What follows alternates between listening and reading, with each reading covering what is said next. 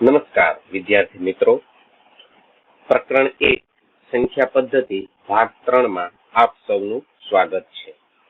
આ વિડીયોમાં આપણે સ્વાધ્યાય 1.1 અને સ્વાધ્યાય 1.2 નો અભ્યાસ કરીશું। સ્વાધ્યાય 1.1 પ્રશ્ન 1, શું શૂન્ય એ એક સમય સંખ્યા છે? શું તમે તેને p પૂર્ણાંક તથા q શૂન્યેતર પૂર્ણાંક હોય તેવા p અને q માટે p/q સ્વરૂપમાં લખી શકશો? તો શૂન્ય છે એ સમય સંખ્યા છે, તેથી તેને p/q સ્વરૂપમાં લખી શકાય। તો આપણે જવાબમાં લખીશું હા, શૂન્યને p/q સ્વરૂપમાં લખી શકાય। ઉદાહરણ તરીકે 0/5, 0/6 એવી કોઈ પણ સંખ્યા p/q સ્વરૂપમાં આપણે એને દર્શાવી શકીએ છીએ। તો p/q સ્વરૂપનું ઉદાહરણ આપણે લખશું 0/7। પ્રશ્ન 2, 3 અને 4 વચ્ચેની 6 સમય સંખ્યાઓ શોધો। 6 સમય સંખ્યાઓ શોધવાની હોવાથી 6 + 1 = 7 થાય, એટલે 7 વડે આપણે 3 અને 4 ને અંશ અને છેદમાં ગુણવા જોઈએ। તો લખશું આપણે 6 સમય સંખ્યા શોધવાની હોવાથી 6 + 1 = 7 વડે 3 અને 4 ને અંશ અને છેદમાં ગુણતા 3 = 3 × 7/7, એટલે કે 3 + 21/7, અને 4 સાથે પણ 7 અંશમાં અને છેદમાં ગુણાવીએ તો 4 × 7/7, એટલે કે 4 + 28/7। આમ 21/7 એટલે 3 થશે અને 28/7 એટલે 4 થશે। તો હવે આપણે 21/7 અને 28/7 વચ્ચેની 6 સમય સંખ્યા આપણે લખવાની છે। તો આ સમય સંખ્યાઓ આપણે લખીએ તો 22/7, 23/7, 24/7, 25/7, 26/7 અને 27/7 મળે। પ્રશ્ન 3, 3/5 અને 4/5 વચ્ચેની 5 સમય સંખ્યાઓ શોધો। અહીં આપણે 5 સમય સંખ્યા શોધવાની હોવાથી 5 + 1 = 6 વડે 3/5 અને 4/5 ને અંશ અને છેદમાં ગુણવા પડે। 3/5 સાથે 6 અંશમાં અને 6 છેદમાં ગુણાવીએ તો અંશમાં 3 × 6 એટલે 18 અને છેદમાં 5 × 6 એટલે 30 થાય। આ જ રીતે 4/5 સાથે પણ અંશમાં 6 અને છેદમાં 6 ગુણાવીએ તો 4 × 6 = 24, છેદમાં 5 × 6 = 30। આમ 3/5 એટલે 18/30 થશે અને 4/5 એટલે 24/30 થશે। તો હવે 18/30 અને 24/30 વચ્ચેની 5 સમય સંખ્યાઓ આપણે લખવી જોઈએ। તો આ સંખ્યાઓ આપણને મળશે 19/30, 20/30, 21/30, 22/30 અને 23/30। પ્રશ્ન 4, નીચેના વિધાનો સત્ય છે કે અસત્ય? કારણ સહિત ઉત્તર આપો। તો પહેલો પ્રશ્ન આપણે જોશું, દરેક પ્રાકૃતિક સંખ્યા એ પૂર્ણ સંખ્યા છે। તો વિદ્યાર્થી મિત્રો, આપણે પ્રાકૃતિક સંખ્યા કોને કહેવાય એ સમજી ગયા છે। પ્રાકૃતિક સંખ્યામાં ધન પૂર્ણાંકો આવે, એટલે કે 1, 2, 3, 4 અનંત સુધી આવે। જ્યારે પૂર્ણ સંખ્યા છે એમાં શૂન્ય અને ધન પૂર્ણાંક બંને આવે છે। તેથી આપણે કહી શકીએ કે આપેલ વિધાન સત્ય છે, કારણ કે પૂર્ણ સંખ્યામાં પ્રાકૃતિક સંખ્યાનો સમાવેશ થાય છે। બીજું વિધાન, દરેક પૂર્ણાંક એ પૂર્ણ સંખ્યા છે. પૂર્ણાંક એટલે એની અંદર ધન પૂર્ણાંક પણ આવે, શૂન્ય પણ આવે અને ઋણ પૂર્ણાંક પણ આવે. જ્યારે પૂર્ણ સંખ્યામાં શૂન્ય અને ધન પૂર્ણાંક જ આવે. પૂર્ણ સંખ્યામાં ઋણ પૂર્ણાંક આવતા નથી.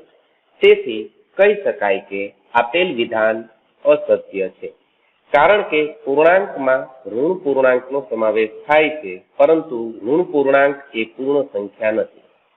ઉદાહરણ તરીકે ઋણ 2 ઋણ પૂર્ણાંક છે, જે પૂર્ણ સંખ્યા નથી, એટલે કે વિધાન અસત્ય છે. ત્રીજું વિધાન જોઈએ. દરેક સમય સંખ્યા એ પૂર્ણ સંખ્યા છે. સમય સંખ્યાની અંદર ધન પૂર્ણાંક આવે, ધન અપૂર્ણાંક આવે, શૂન્ય આવે અને ઋણ અપૂર્ણાંક અને ઋણ પૂર્ણાંક એમ બધી જ સંખ્યાઓ સમય સંખ્યા છે. જ્યારે પૂર્ણ સંખ્યામાં માત્ર શૂન્ય અને ધન પૂર્ણાંકનો જ સમાવેશ થાય છે.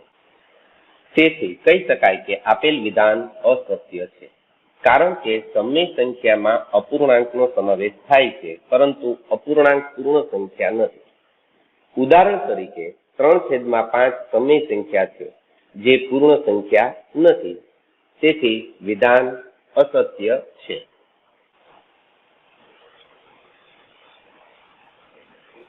સ્વાધ્યાય 1.2 પ્રશ્ન 1. નીચેના વિધાનો સત્ય છે કે અસત્ય? કારણ સહિત ઉત્તર આપો.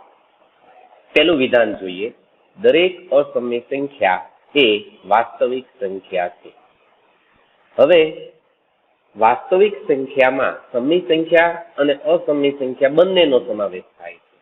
તેથી કહી શકાય કે આપેલ વિધાન સત્ય છે, કારણ કે વાસ્તવિક સંખ્યામાં અસમય સંખ્યાનો સમાવેશ થાય છે.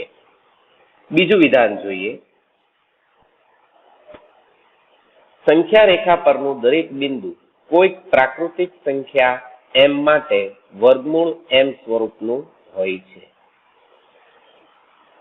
સંખ્યા રેખા પર ધન પૂર્ણાંક સંખ્યા, ઋણ પૂર્ણાંક સંખ્યા પણ દર્શાવવામાં આવે છે. હવે ઋણ સંખ્યા જો હોય તો ઋણ સંખ્યાનું વર્ગમૂળ m સ્વરૂપ વ્યાખ્યાયિત નથી, એટલે કે ઋણ સંખ્યાને વર્ગમૂળ m સ્વરૂપમાં દર્શાવી શક્ય નથી. તેથી આપેલ વિધાન અસત્ય છે, કારણ કે સંખ્યા રેખા પર ઋણ સંખ્યા પણ દર્શાવવામાં આવે છે. આ ઋણ સંખ્યાનું વર્ગમૂળ m સ્વરૂપ શક્ય નથી. વર્ગમૂળ m એ માત્ર ધન સંખ્યા જ છે. ત્રીજું વિધાન. દરેક વાસ્તવિક સંખ્યા એ અસમય સંખ્યા છે. પહેલા વિધાન વખતે જ આપણે સમજી ગયા કે વાસ્તવિક સંખ્યામાં સમય સંખ્યા અને અસમય સંખ્યા બંનેનો સમાવેશ થાય છે. તેથી કહી શકાય કે આપેલ વિધાન અસત્ય છે, કારણ કે વાસ્તવિક સંખ્યામાં સમય અને અસમય સંખ્યાનો સમાવેશ થાય છે. તેથી દરેક વાસ્તવિક સંખ્યા સમય અથવા અસમય હોઈ શકે. ઉદાહરણ તરીકે 3 એ વાસ્તવિક છે અને તે સમય સંખ્યા છે, પણ અસમય સંખ્યા નથી. તેથી કહી શકાય કે આપેલ વિધાન અસત્ય છે. પ્રશ્ન 2. શું દરેક ધન પૂર્ણાંકનું વર્ગમૂળ અસમય હોય છે? જો ના, તો એવી એક સંખ્યાનું ઉદાહરણ આપો જેનું વર્ગમૂળ સમય સંખ્યા હોય. વિદ્યાર્થી મિત્રો, ધન પૂર્ણાંક સંખ્યાઓ જે છે એમનું વર્ગમૂળ દરેક વખતે અસમય હોતું નથી. જેમ કે પૂર્ણ વર્ગ સંખ્યાઓ, ઉદાહરણ તરીકે 4 નું વર્ગમૂળ 2 થાય, 9 નું વર્ગમૂળ 3 થાય, 16 નું વર્ગમૂળ 4 થાય. તો આ સંખ્યાઓ પૂર્ણ વર્ગ સંખ્યાઓ નું વર્ગમૂળ સમય સંખ્યા છે. તેથી કહી શકાય કે ના, દરેક ધન પૂર્ણાંકનું વર્ગમૂળ અસમય ન હોય.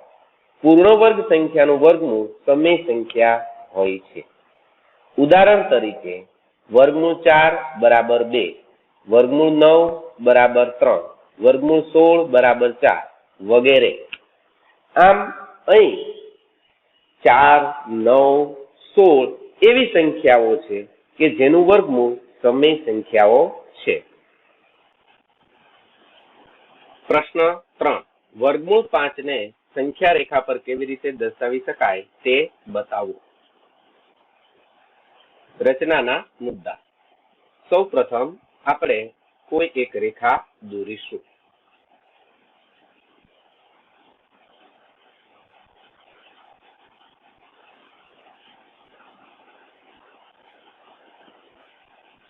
રેખાખંડ દોર્યો. હવે બંને તરફ તીરની નિશાની આપણે કરશું.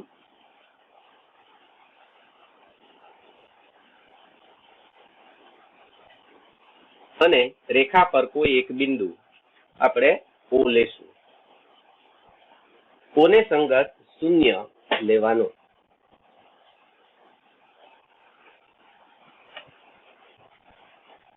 O કેન્દ્ર અને અનુકૂળ ત્રિજ્યા લઈ ચાપ રચો જે રેખાને બિંદુ A માં છેદે છે અને એને સંગત 1 લેવાનો છે. આપણે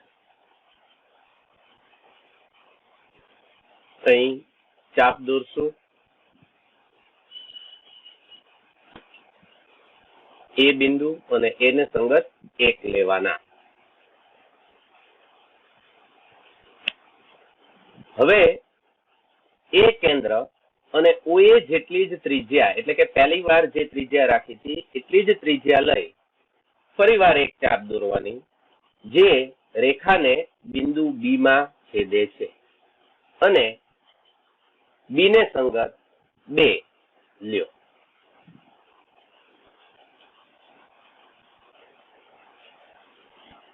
હવે B બિંદુએ આપણે લંબ કિરણ દોરવાનું છે.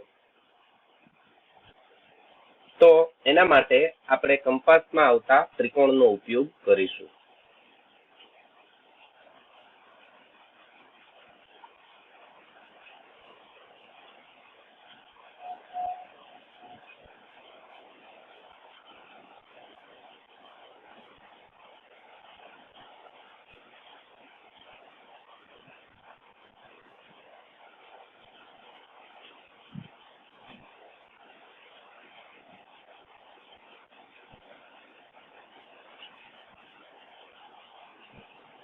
લંબ રેખાખંડ દોર્યો. હવે આપણે ઉપરની તરફ તીરની નિશાની દોરશું એટલે લંબ કિરણ રચાય. હવે B કેન્દ્ર લેશું અને OA જેટલી જ ત્રિજ્યા એટલે કે 1 એકમ ત્રિજ્યા લઈ આપણે ચાપ રચશું જે લંબ કિરણને બિંદુ P માં છેદે છે. આમ P થી B નું માપ જે છે તે 1 થશે.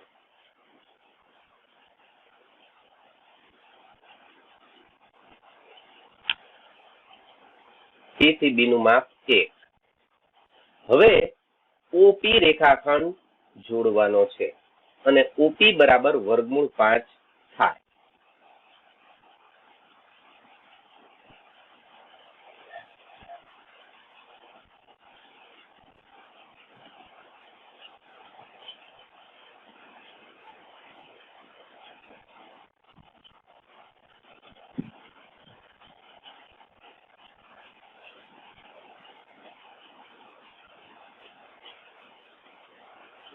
O થી P નું માપ છે તે વર્ગમૂળ 5 થશે. હવે O કેન્દ્ર રાખશું અને OP જેટલી ત્રિજ્યા લેશું. તો આપણને ચાપ દોરવાથી બિંદુ C મળશે. O કેન્દ્ર, OP ત્રિજ્યા અને ચાપ રચો.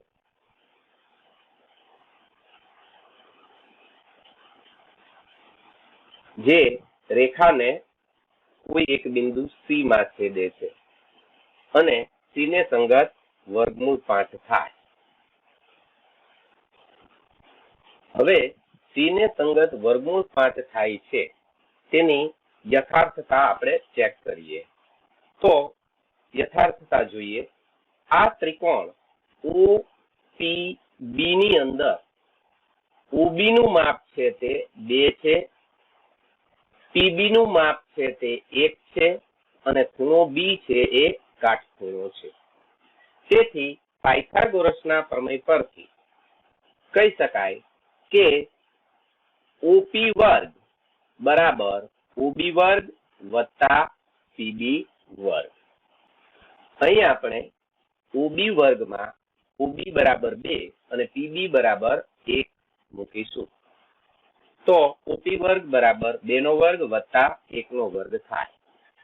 તેથી OP વર્ગ બરાબર 4 વત્તા 1 બરાબર 5. તો OP વર્ગ બરાબર 5 મળ્યું. તો બંને બાજુ વર્ગમૂળ લ્યો તો OP બરાબર વર્ગમૂળ 5 મળે. હવે અહીં OP અને OC ના માપ સમાન છે, એટલે કે OP બરાબર OC. તેથી OC નું માપ પણ વર્ગમૂળ 5 થાય.